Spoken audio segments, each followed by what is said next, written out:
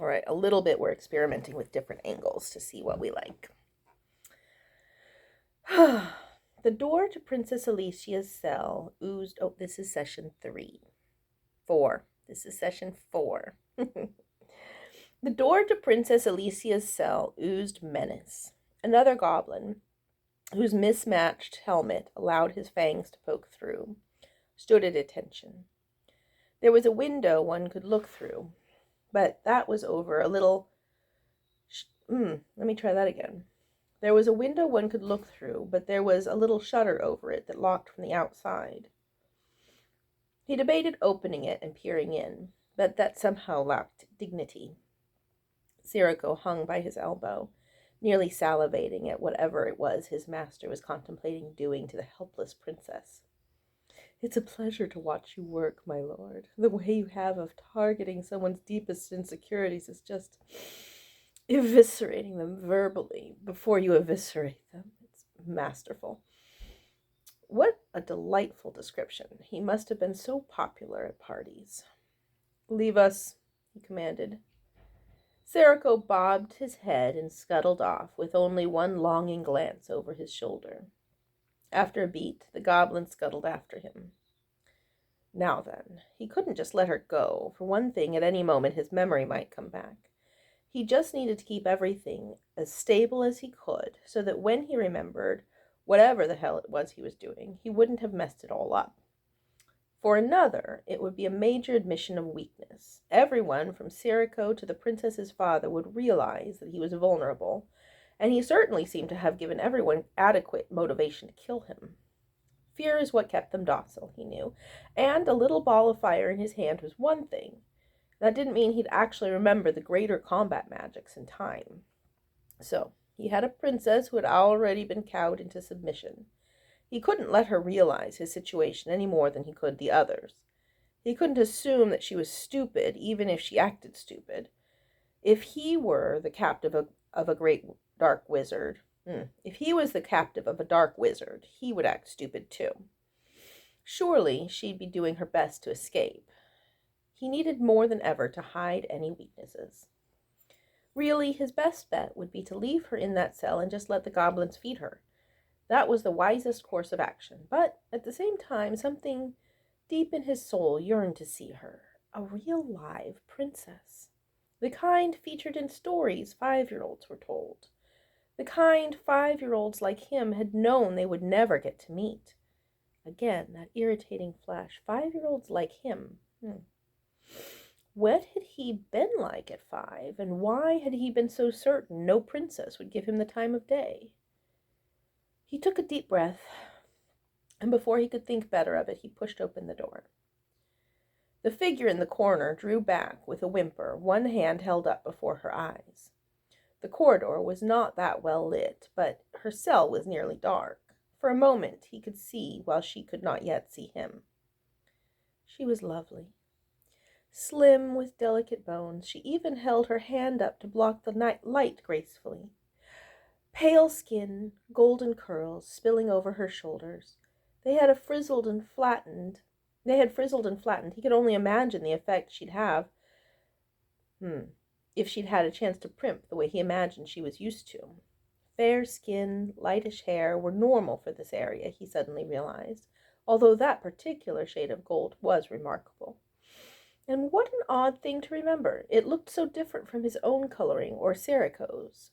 Then again, there was no reason to think that he was from around here originally. Who would inspire appropriate levels of fear and mystery when people remembered your toddlerhood or your pimply years?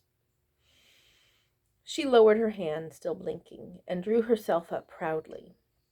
She was wearing a flimsy nightdress. There was an aura about her, he supposed, that must come with being a princess. Somehow she seemed to glow even in the dinginess of the cell. A disappointing lack of tiaras, but she did at least have a thin gold collar around her neck to prove her nobility, and a heavy ring that didn't match at all. He wasn't sure how he'd done it, but he must have snatched her from her sleep. She could have tugged the neckline higher, but she refused to do so, daring him with her eyes to look below her chin. She knew he could do anything to her. She was the first one to succeed in hiding her fear. "Your Highness," she said. He said, "Your Highness," he said, sketching a bow. He didn't truly know how to do a proper court bow, but then he didn't need to. Anything he did would be taken as mocking, he was sure. "Come to gloat more?" she asked, "or just stare like your pet viper?" He had a pet viper? Oh, she meant Sirocco.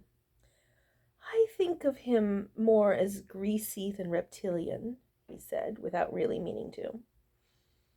She hadn't expected that one. Her mouth opened and shut again as she tried to get back onto the script she'd clearly been working on while locked away. He needed to give her something better to spend her time with. "I was wondering if you might be hungry," he continued. She cast a disdainful look at the bowl of slop that was congealing in the corner, back on script. "I would rather starve." "Anyone would rather starve than eat that," he agreed easily. She looked startled again. "I was actually thinking you might prefer to eat somewhere outside your cell, wearing actual clothing." She glanced down involuntarily at the rather dirty froth of lace. "Would you care to join me for dinner?" "Never!" That one was easy. "Not in the cell. Actual clothes," he reminded her. "I will never eat with you." "All right. Would you like to starve with me, wearing actual clothes, while I eat dinner?" The actual clothes part seemed to be getting her attention. She managed not to look down again, but her fingers worried at the fraying edge of the lace. It's a lovely chance to gather intelligence for your inevitable and doomed escape attempt," he dangled. Her eyes narrowed. "What do you want?" "Right at this moment, not to eat dinner with Sirocco," he shrugged. "Can you blame me?" "And after that?" "Come, Your Highness, you seem like an intelligent woman. What do you think I'm planning to do with you?" She blinked a bit at the intelligent part. He wondered if that was something princesses were often called. "Hold me for ransom, perhaps," she said slowly. "Possibly marry me against my will?" He said. "The first one might be effective for a bit. I suspect holding on to that ransom might prove troublesome, though. The second, tempting as it might be, also seems unlikely to stand." "Well, then what?" "If I had intended to tell you, it seems likely I would have done so already, when I would have done my gloating when you first arrived," he pointed out. Never mind that he dearly would love to know himself. Ah, well, it had been too much to ask that he'd already revealed his evil plan. "But now that we've gotten that out of the way, perhaps we can have a more interesting dinner conversation, or rather, a conversation while I eat dinner and you pointedly refuse to. I'm finding I'm rather hungry either way." She hadn't said yes, but she was looking less resolute and more confused by the moment. "Look, Your Highness, we both know that you're not going anywhere at the moment, but you can choose to starve alone in the dark here, or you can choose to take your chances at bedazzling or tricking or whatever have you the Dark Wizard and getting a little fresh air while you're at it. And while I appreciate your dignity despite the night clothes, we both know you'd be more comfortable in something more opaque that holds heat better." She crossed her arms defensively. "Very well. Excellent. Thank you for seeing reason." He smiled, magnanimous in his victory. "I'll have something sent along shortly." Wow, it's been 9 minutes again, and we are at another break. So I will stop the video and we'll pick it up again.